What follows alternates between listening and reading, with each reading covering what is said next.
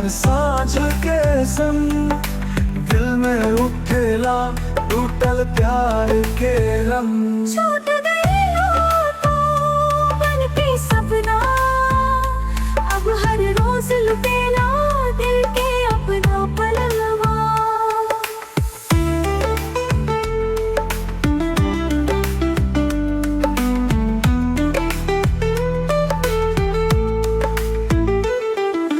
नींद नहीं आवे रतिया रोवत जाई, तोहरे बिना जिंदगी सुनसान रह जाई।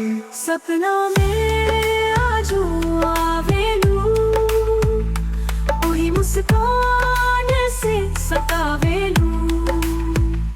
काहे छोड़ के चल गईलू, हमरा दिल में जहर दे गईलू।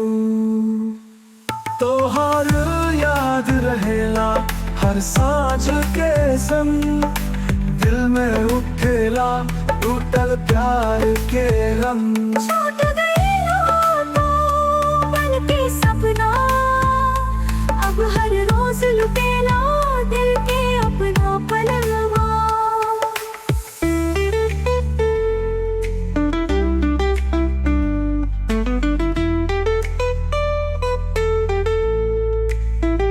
सपना में आजो आवेलू, वही मुस्कान से सतावेलू।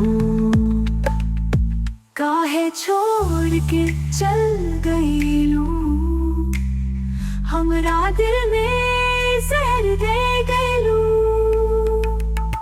तोहार याद रहेला हर सांझ के संग हम ताबूत के चाहत बानी,